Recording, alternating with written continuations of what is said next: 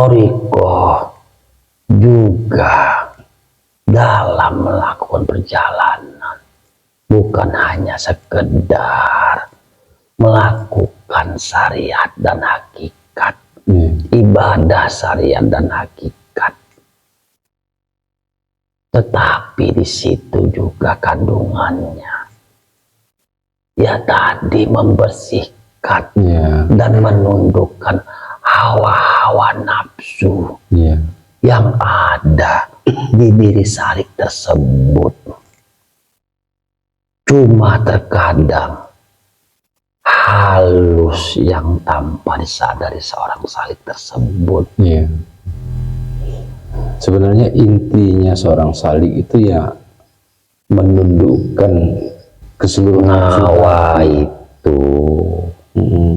Nawa itu niat yang gue ya. Niat seorang salik tersebut, mengapa saya bilang tanpa dia sadari jalan itu sudah berubah arah. Di nafsunya tadi. Di nafsunya tadi. Jadi dia merasa jalan, melewati jalan tersebut sebenarnya dia sudah keluar dari garis jalur tersebut. Dan itu yang paling halus anakku. Itu yang paling halus. Dan umumnya terjadi itu disebabkan oleh nafsu si salik sendiri yang merubah jalur itu yang si salik sendiri. Dan dibangkitkan, dibesarkan oleh penyusup tadi dari golongan fasik. Hidup di dunia ini tidak lepas juga dari peran-peran. Benar-benar dari golongan kiri ya, karena emang mereka telah diizinkan memang untuk mengganggu dan membisiki anak cucu Adam. Insyaallah. Maka saya sebutkan berhati-hati dengan nafsu yang seolah-olah kita berjalan, sebenarnya kita sudah melenceng. Dan secara tidak sadar kita. Itu yang paling halus. Oke, Ungku, saya ada pertanyaan lagi, Ungku. Saya sering sekali mendengar istilah kenali dirimu, maka engkau akan mengenal Tuhanmu. Man aropa nafsahu aropa robbahu, kalau tidak salah seperti itu. Itu maksudnya seperti apa, apanya, Ungku? Kenali dirimu, maka kau akan kenal dengan Tuhanmu. Betul. Seperti yang saya sebutkan, kalau saya mohon maaf sebenarnya ini lanjutan dari perjalanan yang di atas. Di dirimu sebenarnya ini juga bukan kamu. Masih ada tersimpan. Apa boleh saya ucapkan? Yang perlu saja aku ucapkan sebagai unsur manusia. Ada yang dinamakan 9 ruh dan 7 sukma yang menempati jasad tubuh manusia ini, yang mana masing-masing daripada ruh tersebut punya fungsi masing-masing. Sebelum engkau mengenal salah satu fungsi dan capa yang menempati masing-masing dari 9 ruh dan 7 sukma itu, berarti kamu belum masuk tahap untuk maju jalan ke tahap berikutnya, mengenal Tuhan. Jadi mengenali diri itu lebih harus mengenali unsur ke-9 ruh ke-7 sukma tadi yang punya di diri. Benar. Ibarat kamu punya tubuh badan, kamu tidak tahu siapa yang kamu bawa yang ada di dalam jasad ini.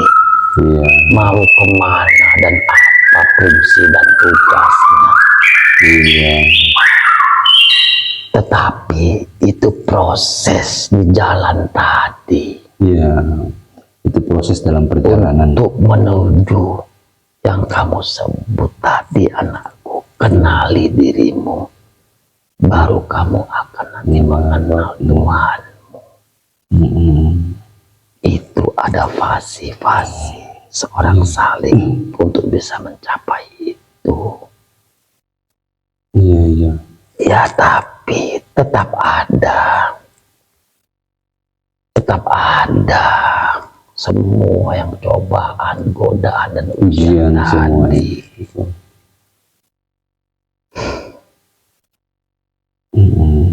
Jadi Unggu, pertanyaannya begini Unggu, kita di luar dari perjalanan salib. Jadi ketika manusia itu, misalnya ada manusia yang dikuasai oleh golongan pasik di tubuhnya, karena kita sering melakukan pengobatan juga, ada di tubuhnya itu sudah tidak ada ruh lagi yang menduduki golongan pasik. Itu maksudnya ruhnya kemana Unggu? Emang diduduki sama golongan pasik semua, berarti ke-9 ruhnya sudah diduduki sama golongan pasik gitu maksudnya Unggu? Mereka tawan. Mereka tawan, tidak ada lagi di dalam jasad. Ya. Tapi si jasad ini masih hidup gitu. Idofinya yang masih membuat. Idofi itu induk dan pusat dari rapan ruh yang saya sebutkan tadi. Karena idopinya masih ada yang benar. Oh begitu. Kalau idopi itu dicabut oleh Allah Subhanahu wa Ta'ala, itu akan otomatis jasad itu tidak ada, dan kelapan daripada roh itu akan juga hilang secara otomatis ya Ibu. Kebanyakan hilang 3 atau 5 itu ditawan, bahkan ada yang dimakan oleh makhluk pasik tersebut. Ada yang masih sedikit uring-uringan, ada yang sakit-sakitan. Itu akan mengefek juga ke jasmani. Kalau sudah banyak ruh dan sukmanya yang hilang, itu akan hilang kesadaran. Banyaknya atau yang tidak waras. Ya, gila dibilang orang gitu yang gue. Benar. Itu biasanya aku kalau dari ke-8 ruh yang ruh pendamping itu kira-kira berapa yang hilang membuat orang tuh sudah tidak sadar lagi, yang tidak waras lagi itu berapa kira-kira hilangnya? Lebih dari 5. Lebih dari 5 Lebih dari 5.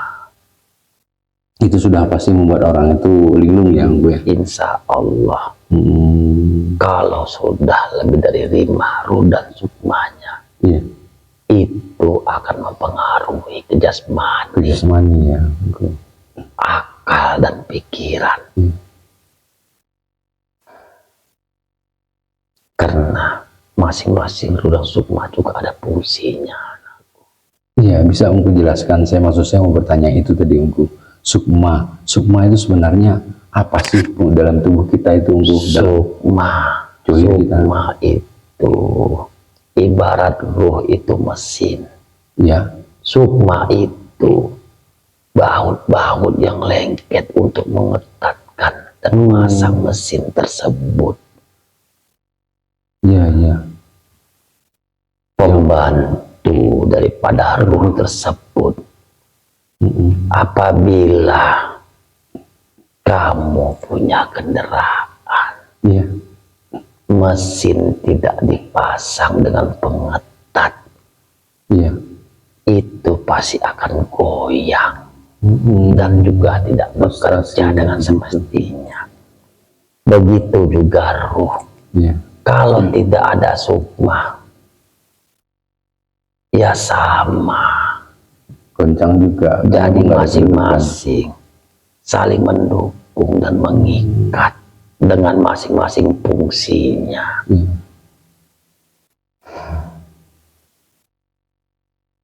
Jadi lebih detailnya begitu. Kan ada juga saya pernah dengar istilah-istilah yang dari kejawen. Kalau sukma itu sukma pangucap, sukma pangrungu atau sukma pendengaran, sukma penglihatan itu enggak masuk ke situ yang ku ya. Bukan ke situ ya. Itu sukma. Iya ya. Bukan itu. Bukan itu. Namakan sukma. Sukma itu komponen yang mendukung kerja ruh yang ku ya. Benar. Iya. Ungku, kalau boleh tahu saya bertanya, Ungku ini sebenarnya tinggal di mana Ungku? Biar teman-teman sahabat santri Andreas juga mengetahui, kalau boleh Ungku cerita. Dan Ungku sebenarnya dari mana Ungku? Nggak usah cerita, kira-kira yang Ungku bisa ceritakan saja, Ungku ceritakan, yang tidak boleh Ungku ceritakan simpan saja. Ya Allah, Pagaruyung anakku. Oh subhanallah, Ungku dari Pagaruyung. Benar, saya abdi dalam Prabu Aditya Warman. Ya Allah, ampun ya Allah. Iya Ungku. Saya abdi dalam. Iya. Abdi dalam kerajaan Pagaruyung. Berarti Ungku yang bertugas di bidang keagamaan gitu ya Ungku. Alhamdulillah, saya dipercaya masa itu Iya untuk mengajarkan dan mensiarkan ajaran agama Islam Subhanallah. di masa itu. Di masa kerajaan Yang Pagaruyung. alhamdulillah beliau mendukung dan membantu. Subhanallah. Masih ada keterkaitannya dengan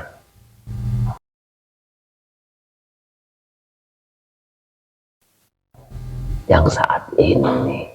Subhanallah. Ya ilaha illallah. Yang saat ini di sini atau yang di luar Bukit Tinggi Ungku? Subhanallah, baik Ungku. Sebaiknya ya. Iya, insyaallah Ungku.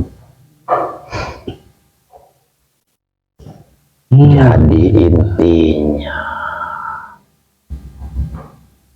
walaupun sulit, walaupun sukar dan rumit, yang ada di pikiran seorang salik, tapi itu kan proses. Iya Ungku. Ya belajarlah ikhlas, belajarlah sabar dalam menuju perjalanan itu. Iya.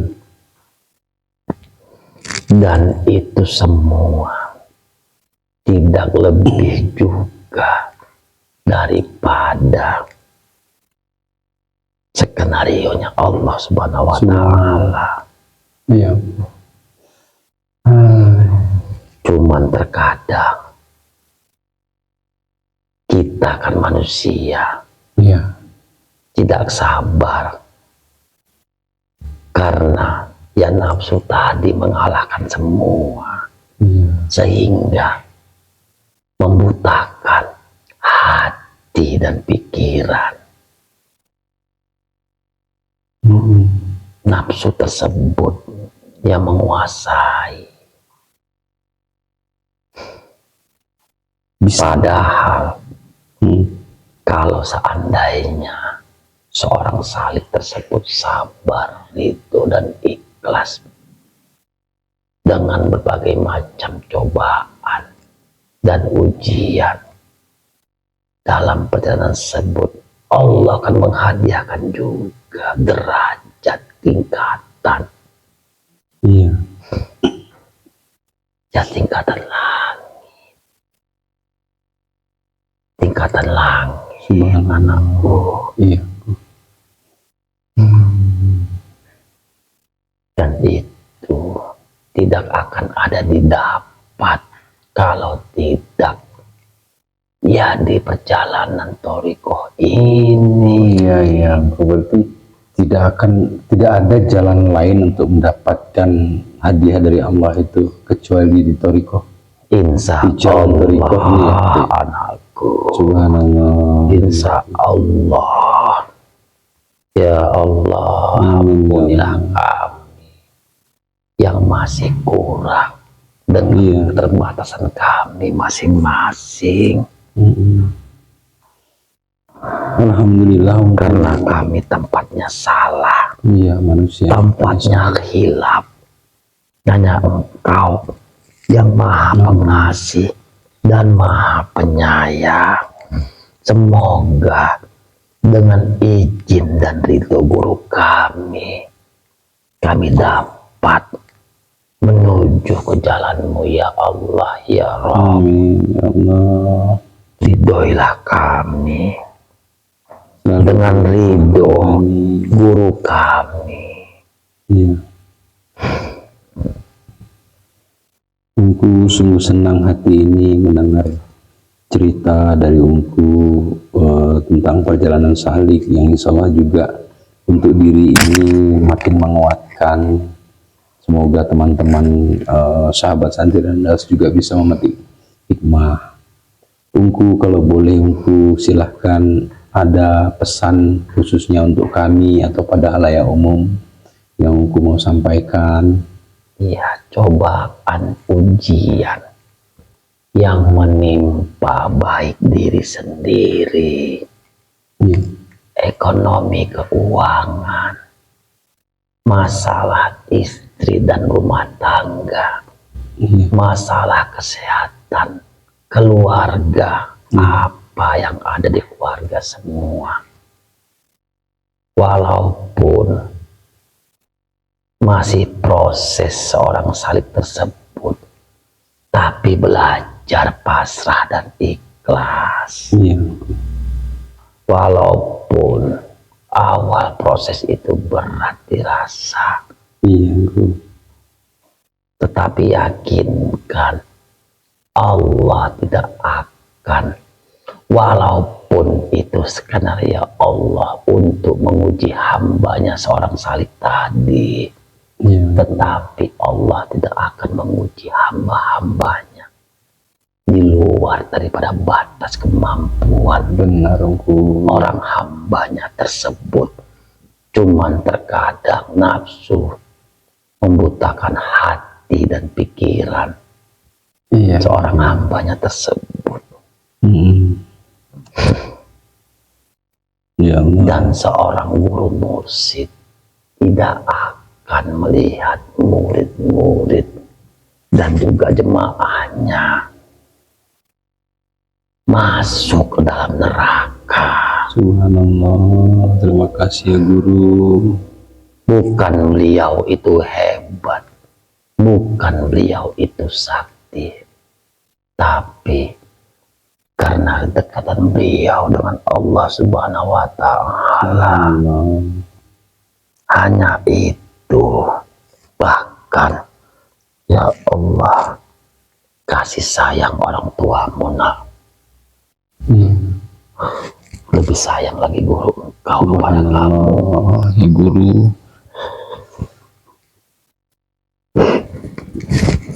terkadang saya pun malu. Bersyukur juga saya mengenal beliau dan ikut. Ya saya dulunya pelaku syariat juga. oh ya, Ungku dulu penyebar agama Islam, tapi dari sisi syariat ya Ungku ya. Iya, sallallahu ala Muhammad.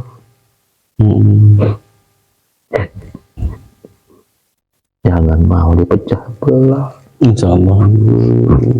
Biar kamu kalian Iya Ungku,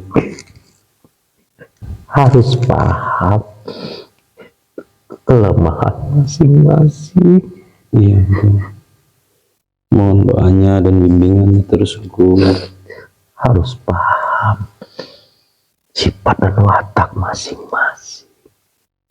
Iya. Harus paham apa yang bisa dan tidak. Harus mengerti apa yang menjadi kekurangan. Jangan takut, kegagalan sumber keberhasilan aku. Iya. Insya Allah tidak akan jatuh ke dalam lubang untuk kedua kalinya. Iya. Sudah pasti kita akan memutar melewati lubang tersebut. Iya engkau pasti. Terima kasih engkau sarannya, bimbingannya. Kuatkanlah anak suami. Semoga kami selalu diberi keistiqomahan dan keteguhan hati yang berpegang pada janji. Allah tahu niat-niat hambanya anakku. Subhanallah. Tidak akan bisa membohongi Allah Subhanahu wa Ta'ala. Benar. Allah yang menguasai seluruh alam bumi dan jagat raya ini. Iya engkau. Ini kita hidup hanya skenario beliau. Iya. Yang maha kuasa Allah Subhanahu wa Ta'ala. Subhanallah. Tidak ada yang tahu, nah. Tidak ada yang tahu apa daripada kehendak Allah. Iya. Jadi jalani saja. Benar. Niat hati. Yakin Allah tahu niat kamu. Tidak perlu kamu tahu orang-orang niat kamu. Tidak usah. Iya engkau. Tidak perlu orang tahu niat kamu. Tidak perlu tahu kamu orang kamu itu siapa. Biarkan. Iya engkau. Biarkan saja. Belajar itu. Belajar menjadi seorang pelayan. Iya engkau. Ya Allah, maafkan hamba. Ya engkau, terima kasih banyak. Engkau sudah memberi penguatan kepada kami, memberi pemahaman khususnya kepada diri saya yang lemah ini, dan semua. Semoga kita tetap kuat engkau. Ya, saya mohon maaf pada Allah. Ya engkau. Apa yang saya ucapkan, Ya. kebenaran hanya Allah yang punya. Ya engkau. Ya. Saya izin pamit. Ya, sebelumnya terima kasih engkau. Mohon maaf juga kalau cara penyambutan kami kurang berkenan engkau. Kami tempatnya salah. Mohon maaf ya engkau ya. Sallallahu Muhammad. Assalamualaikum Waalaikumsalam warahmatullahi wabarakatuh. Allah. Ya. Alhamdulillahirrahmanirrahim. Begitulah Ya Allah. para sahabat santri Andalas. Sekali lagi saya bilang kebenaran itu hanya milik Allah. Kita manusia ini tempatnya hilaf dan tempatnya salah. Kami akhiri wabillahi taufiq wal hidayah. Assalamualaikum warahmatullahi wabarakatuh. Ini lagi instan ya, nanti niat tadi ya nawa itu ya. Iya.